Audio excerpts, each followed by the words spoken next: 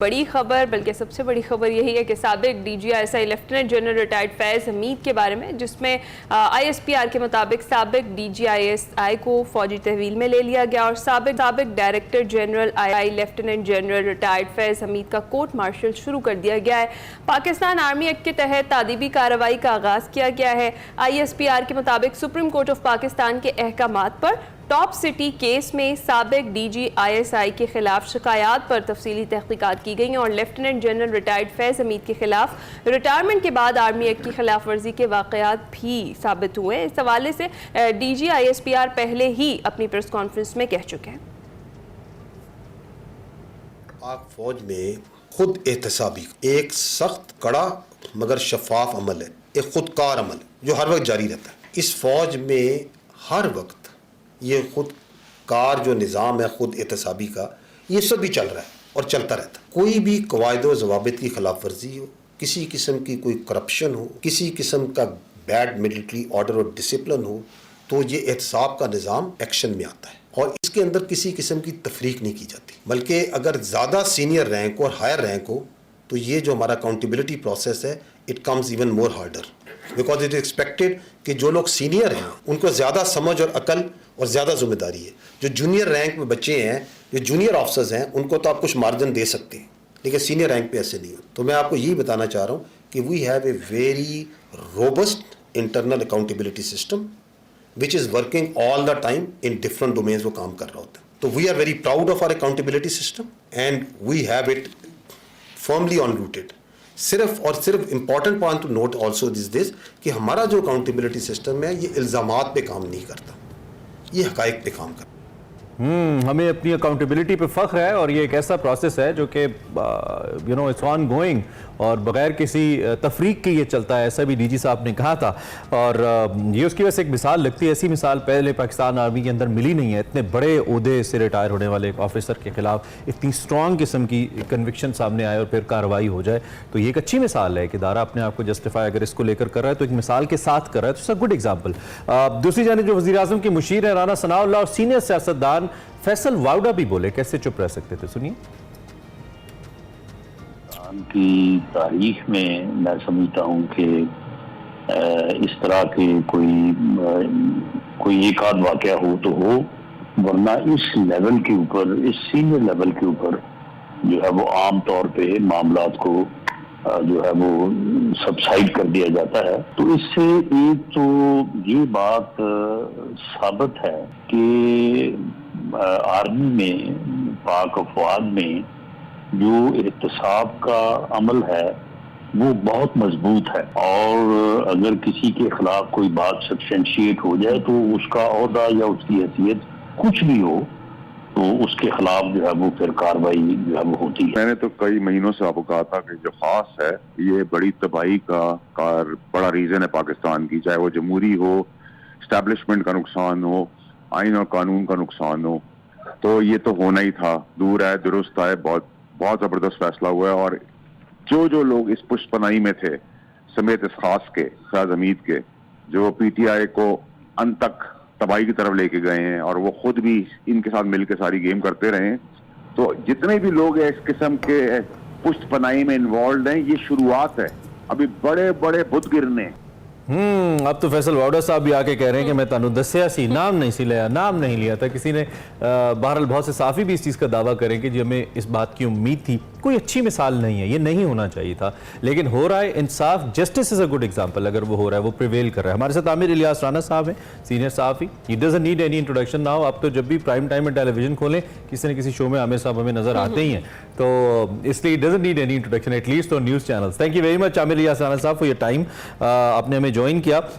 बहुत बड़ी खबर है और अनएक्सपेक्टेड भी है समहाउ हम जैसे लोगों के लिए, जो बहुत ज़्यादा ज्योतिषी दिमाग नहीं रखते कि अभी होने वाला है। कुछ लोगों को तो शायद ज्ञान होगा जो अपने पुराने स्क्रीनशॉट शेयर करके, जिसमें मुबहिम सी क्या सराहियां की गई थी कि ये हो सकता है, ये हो सकता है, वो कह रहे हैं कि हमने इसकी तरफ इशारा किया था। एक्सपेक्टेड था बीइंग सीनियर जर्नलिस्ट आपके लिए, और इसके बाद क्या आप इसके असरात देख रहे हैं मुल्की सियासी मंजरनामे के ऊपर इस खबर के? असल में मैंने वो स्क्रीन ट्वीट दोबारा कोट ट्वीट किया जो 17 अप्रैल को मैंने किया था। अच्छा, आपने भी किया? और जब ये खबर हमने I skipped yours, by the way. ये खबर ब्रेक की थी जनरल फैज हमीद के खिलाफ, इंक्वायरी उनके नाम के साथ थी। ग्रेट। एक मेजर जनरल उनको प्रोसीड करेंगे। ओके। और देखिए 3 महीने 25 दिन के बाद ग्रेट। वो फाइनल हो गई। इसके 2 हिस्से थे। एक है उनका बतौर डीजीआई, उसमें जो प्रेस रिलीज है उसकी तरफ कोई इशारा नहीं है कि वो बतौर फौजी क्या काम कर रहे थे, आईएसआई में जिम्मेदारियां निभा रहे थे। वो इदारे ने बतौर इदारा अलग रखा हिस्सा। उसमें उनका है पार्ट जो हाउसिंग सोसाइटी टॉप सिटी के अंदर उनका कब्जा था कि फैमिली के लोगों का, उसका हिस्सा था, क्योंकि इंक्वायरी सुप्रीम कोर्ट ने शुरू करने का कहा था। दरखास्त वहां से आई थी कि इसको चेक करें, लेकिन वो दबाने के लिए तो दबाई जा सकती थी ना, तो वो न सिर्फ जारी हुई। अब उसका अगला हिस्सा ये है कि वो आर्मी एक्ट की उस वक्त भी खिलाफ वर्जियों के मुर्तकिब पाए गए जब वो रिटायर हो गए और उसके सबूत मिल गए। अब उसके अंदर सारी कहानी छुपी हुई है कि वो जुल्फी बुखारी के साथ भी अटैच थे, वो बनी गाला को भी कर रहे थे साथ उसमें सुपरवाइज, और मुसलसल जो पाकिस्तान आर्मी एक्ट की खिलाफ वर्जी, ये देखें ना 2 तरह से हो सकती है। आर्मी एक्ट की खिलाफ वर्जी है कि आप सियासत में हिस्सा नहीं ले सकते, रिटायरमेंट के 2 साल बाद तो बिल्कुल नहीं ले सकते। दूसरे, आप फौज के अंदर कुछ ऐसा काम करने जा रहे हैं जिससे वो इरिटेंट थे उस सिस्टम के अंदर जहां उन्हें फिक्स किया गया अब अरेस्ट करने के, उनको तहवील में लेके।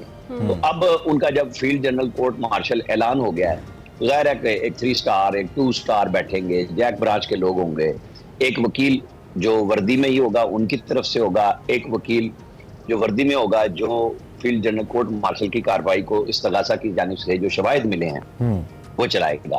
ये मुसलसल घूमते फिरते थे, शादी ब्याहों में जाते थे, कोई ऐसा इशू नहीं था, लेकिन चीजें ऐसी थी जो रास्ते में बन रही थी कि फौज के अंदर कुछ ऐसा काम हो रहा है जहां अब इनका पकड़ा जाना और उसे पब्लिक किया जाना। देखिए फौज के अंदर बहुत सारे अफसरों को सजाएं होती हैं, उनको कोर्ट मार्शल किया जाता है, पेंशन ले ली जाती है, जो मराद दी जाती हैं वो वापस ले ली जाती हैं। वो पब्लिक थोड़ी बहुत तब होती हैं जब वो लोग हाई कोर्ट और सुप्रीम कोर्ट में जाते हैं, अदरवाइज उनको पता होता है कि हमारा केस इतना स्ट्रॉन्ग होगा, हमें जाने की जरूरत नहीं है। तो जनरल फैज हमीद के बारे में जितना बड़ा केस आया है और जो चीजें बताई गई हैं, तो ये इतनी सादा बात नहीं रहेगी। सही है। उसके अंदर बहुत सारी चीजें फौज ने जो प्रेस रिलीज जारी किया है वो मजाक में तो नहीं की। इस बात को आप ये भी ध्यान में रखिएगा कि जो डिजिटल दहशतगर्दी की बात करते हैं, नौजवानों को गुमराह करने के हवाले से DGISPR ने कई दफा गुफ्तगू की और अदलिया से भी शिकवा किया कि एक तरफ बिल्कुल रियायात मौजूद हैं। हमने इन्होंने अपने लेफ्टिनेंट जनरल को, लाहौर के कोर कमांडर को, आपको याद होगा, उनके साथ 2 मेजर जनरल थे, कई ब्रिगेडियर कर्नल ऑफिसर जो हैं। मैं बाद में वही पूछने लगा था कि उम्मीद तौर पे अगर प्राइम मिनिस्टर कन्विक्ट हो ना तो फिर सेक्रेटरी के ऊपर भी इल्जाम आता है। हमने ये देखा है, अगर हम अपनी एग्जीक्यूटिव की बात करें तो यहाँ पे क्या सिर्फ एक साहब जो इतनी बड़ी वायलेशंस कर रहे थे, जिसको खुद ISPR ने कहा कि उन पे प्रूव हुआ है, तो क्या वो अकेले ही जिम्मेदार हैं? क्या उनकी कोई लाइन ऑफ कमांड नहीं है जो उनको ओबे कर रही थी, जिसकी वजह से वो एग्जीक्यूट कर पा रही थी ये सब कुछ? क्या उसको नहीं लाया जाना चाहिए अंडर अकाउंटेबिलिटी? मेरा ख्याल है कि कुछ भी नहीं छोड़ेंगे और अच्छा। सब चीजों को किया जाएगा। मैंने आपको बताया कि प्रेस रिलीज का जो पहला हिस्सा जो उनके यूनिफॉर्म का है, उसमें उनके एक प्राइवेट एक्ट को, जाहिर है वो प्राइवेट एक्ट जो है वो बगैर कमांड एंड कंट्रोल के तो नहीं हो रहा था ना, कि अगर वो एक हाउसिंग सोसाइटी को कब्जे में ले रहे हैं, खातून जो लंदन में बैठी है, बेवा जो ओरिजिनल मालिक है, उसे बुलाया जाता है, उसे कहा जाता है कि हम आपको इंसाफ दिलाएंगे। जब वो पहुंचती हैं तो उनके नाम पे जो टॉप सिटी के मौजूदा मालिक है उनको उठाया जाता है। पहले तो ये दूसरे घर में चले गए थे, अकलियती PMLN के MP उनके घर में घुस गए थे, फिर दूसरे घर में गए, वहां पे वो सोना पैसा सब कुछ लिया। तो ये चीजें उसी वक्त रिपोर्ट भी हुई। अच्छा। लेकिन फिर ये दबी रही। उसके अंदर साकिब निसार साहब मोहतरम जो हर किस्से में हिस्सा लेना जरूरी समझते थे, उन्होंने चैम्बर के अंदर कार्रवाई चलाई थी सुप्रीम कोर्ट के चीफ जस्टिस होते हुए, बजाय अदालत में आने के, और जो रिपोर्ट FIA की आई थी वो दबा दी और बहुत सारा रिकॉर्ड तल्फ कर दिया जो इंसानी हकूक के सेल के नाम पे शायद कई लाख दरखास्तें थी वो उन्होंने जाते जाते जाया करा दी थी। तो ये चीजें शायद आगे बढ़े और बहुत कुछ बढ़े, कि जो बात आपने कही कि अकेले नहीं कर रहे थे, लेकिन मैंने आपको बताया कि जो प्रेस रिलीज का छोटा सा पहला हिस्सा है वो है टॉप सिटी पे, और दूसरा है कि आर्मी एक्ट की खिलाफ वर्जी पोस्ट रिटायरमेंट, तो ज्यादा काम उस पे होना है। सही है। और लेकिन ये खबर क्यों बनी है? इसलिए बनी है कि ये DGISI थे, ये बाद में कोर कमांडर तो आमिर साहब, जिस तरह अभी फैसल वावड़ा की भी गुफ्तगू हमने भी सुनी, वो यही कह रहे हैं बारहा कि फैज़ हमीद और पीटीआई एक ही नाम है और अब ये मामला दूर तक जाएगा इस पर। और इस कोर्ट मार्शल पर पाकिस्तान तहरीक इंसाफ का रद्द-ए-अमल यही है कि ये तो फौज का अंदरूनी मामला है। आप क्या कहेंगे, पाकिस्तान तहरीक इंसाफ पर किस तरह के असरात होंगे इस कार्रवाई के और उनकी सियासत पर? देखिए, ये आपको उनका अगले 2-4 दिनों में, बल्कि परसों जब इमरान खान की पेशी होगी उस रवैये से भी इजहार होगा। क्योंकि कल जब मिले थे तो उस वक्त तक तो ये खबर नहीं आई थी, जर्नलिस्ट जब उनसे मिले तो वो 15 को दोबारा मिलना है लोगों ने, और फिर पता लगेगा रद्द-ए-अमल क्या है। बाकी पार्टी तो हमेशा जो सियासी जमातें होती हैं वो लीडरशिप के साथ चल रही होती है ना, कि कौन कहाँ पे था। अब जनरल फैज के साथ जो भी ख्वाजा आसिफ बात कर रहे हैं, दूसरे बात कर रहे हैं, वो जुड़ी हुई हैं चीजें जब वो यूनिफॉर्म में थे और DGI नहीं थे, फिर DGI हुए, फिर बहुत सारे जर्नलिस्टों की जॉब्स गई, उनको काम नहीं करने दिया जाता था, ऑफ एयर कराया जाता था। वो सारे लोग बोल रहे हैं स्क्रीन पे कल से कि क्या क्या उनसे डिमांड होती थी, मालकान के साथ होती थी। पैमरा में आपको पता है हमारे दोस्त अब सारा आलम थे, वो बता रहे हैं चीजों को कि उनके साथ किस तरह डील किया जाता था।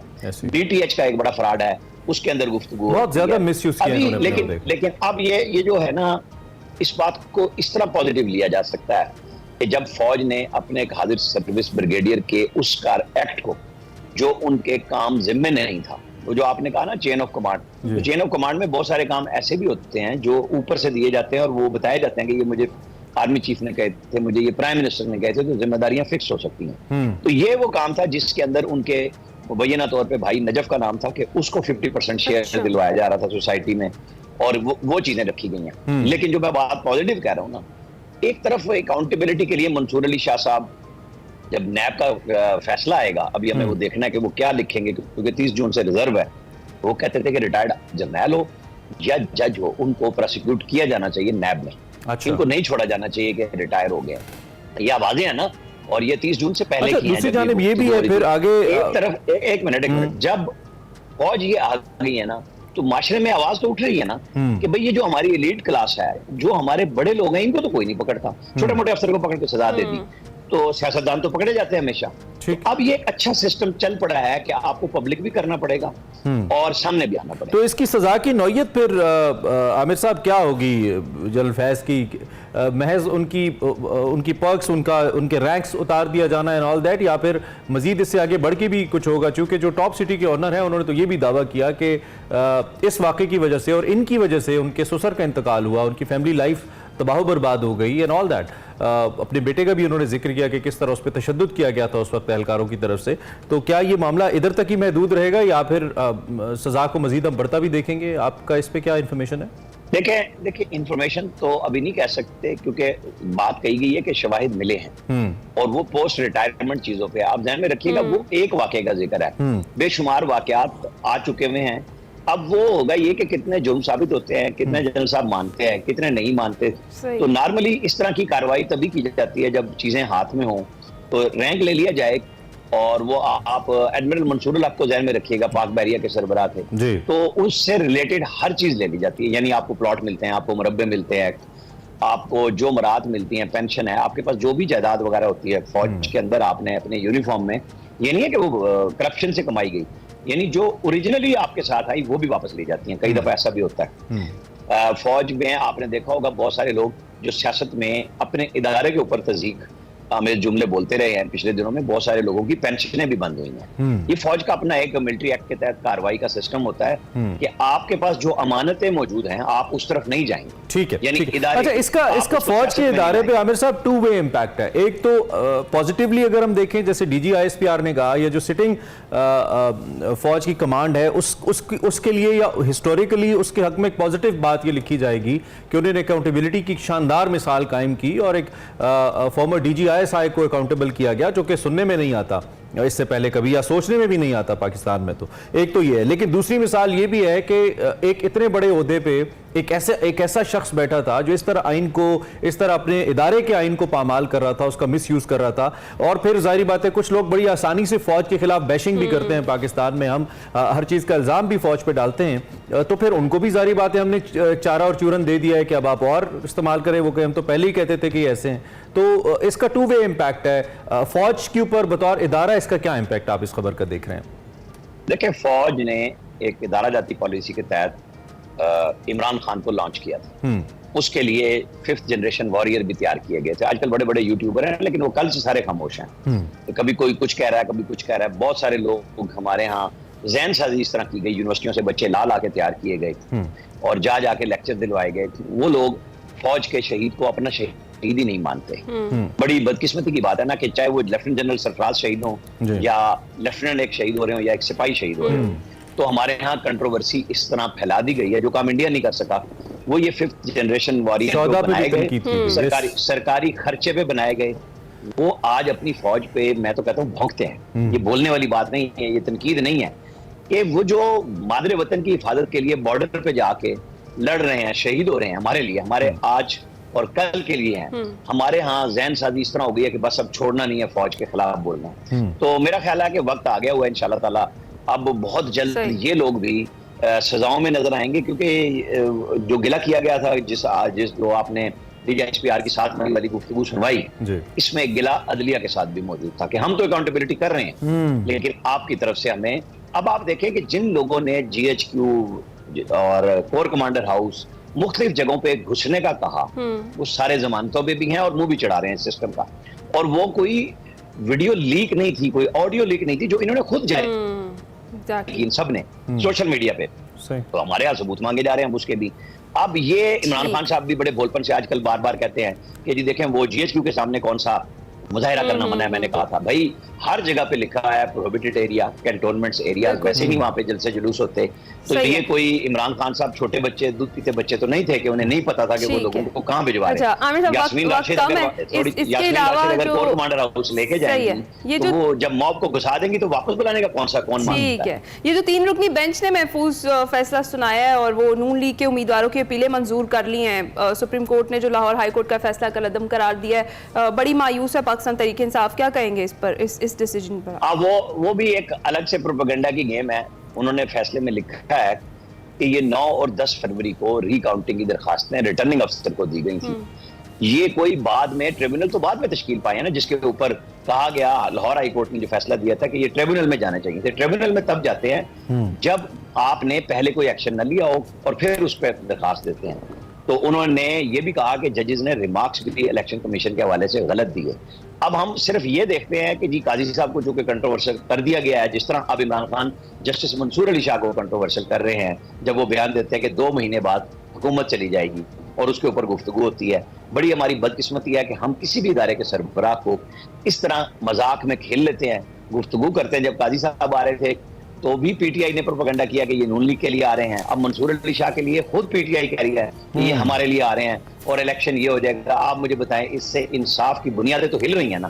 तो हमारे यहाँ इदारा जाती तौर पे बुनियाद पे पाकिस्तान और स्टेट हर इदारे को पीछे एक कदम जाना होगा, फिर ही हम कोई रास्ता बना सकेंगे, वरना तो बदकिस्मती हमारी, हम सिर्फ तबाही की तरफ जा रहे हैं। बिल्कुल ठीक, बिल्कुल ठीक। Thank you very much. Aamir Ilyas Rana, senior सहाफ़ी, अपनी राय हमारे सामने थे मौजूदा सियासी और दीगर मामलात के ऊपर। आई होप आपने सुना और आपको समझ भी आई होगी, आपने इस तज्ज़िये को एंजॉय भी किया होगा।